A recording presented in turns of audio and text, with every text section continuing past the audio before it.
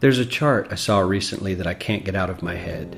A Harvard business professor and economist asked more than 5,000 Americans how they thought wealth was distributed in the United States. This is what they said they thought it was. Dividing the country into 5 rough groups of the top, bottom, and middle 20% groups, they asked people how they thought the wealth in this country was divided. Then he asked them what they thought was the ideal distribution. And 92%, that's at least 9 out of 10 of them, said it should be more like this. In other words, more equitable than they think it is. Now that fact is telling, admittedly, the notion that most Americans know that the system is already skewed unfairly. But what's most interesting to me is the reality compared to our perception. The ideal is as far removed from our perception of reality as the actual distribution is from what we think exists in this country. So ignore the ideal for a moment. Here's what we think it is again. And here is the actual distribution. Shockingly skewed. Not only do the bottom 20% and the next 20%, the bottom 40% of Americans barely have any of the wealth. I mean, it's hard to even see them on the chart. But the top 1% has more of the country's wealth than 9 out of 10 Americans believe the entire top 20% should have. Mind-blowing. But let's look at it another way, because I find this chart kind of difficult to wrap my head around. Instead, let's reduce the 311 million Americans to just a representative 100 people. Make it simple. Here they are: teachers, coaches, firefighters, construction workers, engineers, doctors, lawyers, some investment bankers, a CEO, maybe a celebrity or two. Now let's line them up according to their wealth. Poorest people on the left, wealthiest on the right, just a steady row of folks based on their net worth. We'll color code them like we did before based on which 20% quintile they fall into. Now let's reduce the total wealth of the United States, which was roughly $54 trillion in 2009, to this symbolic pile of cash. And let's distribute it among our 100 Americans. Well, here's socialism, all the wealth of the country distributed equally. We all know that won't work. We need to encourage people to work and work hard to achieve that good old American dream and keep our country moving forward. So, here's that ideal we asked everyone about. Something like this curve. This isn't too bad. We've got some incentive, as the wealthiest folks are now about 10 to 20 times better off than the poorest Americans. But hey, even the poor folks aren't actually poor, since the poverty line has stayed almost entirely off the chart.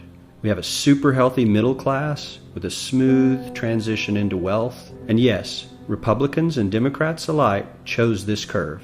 9 out of 10 people, 92%, said this was a nice, ideal distribution of America's wealth. But let's move on. This is what people think America's wealth distribution actually looks like. Not as equitable, clearly, but for me, even this still looks pretty great. Yes, the poorest 20 to 30% are starting to suffer quite a lot compared to the ideal, and the middle class is certainly struggling more than they were, while the rich and wealthy are making roughly 100 times that of the poorest Americans, and about 10 times that of the still healthy middle class. Sadly, this isn't even close to the reality. Here is the actual distribution of wealth in America. The poorest Americans don't even register. They're down to pocket change. And the middle class is barely distinguishable from the poor. In fact, even the rich between the top 10 and 20 percentile are worse off. Only the top 10% are better off. And how much better off? So much better off that the top 2 to 5% are actually off the chart at this scale. And the top 1%, this guy, well, his stack of money stretches 10 times higher than we can show. Here's his stack of cash, restacked, all by itself. This is the top 1% we've been hearing so much about. So much green in his pockets that I have to give him a whole new column of his own, because he won't fit on my chart. 1% of America has 40% of all the nation's wealth. The bottom 80%, 8 out of every 10 people, or 80 out of these 100, only has 7% between them. And this has only gotten worse in the last 20 to 30 years.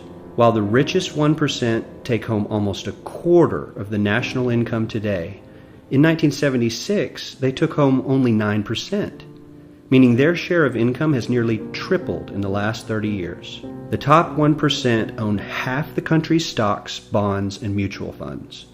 The bottom 50% of Americans own only 0.5% of these investments, which means they aren't investing. They're just scraping by.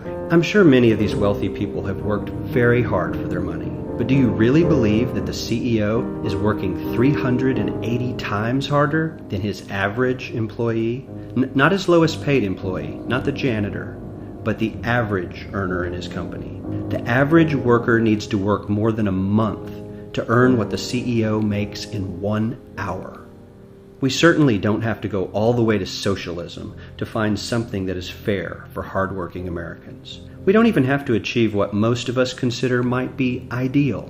All we need to do is wake up and realize that the reality in this country is not at all what we think it is.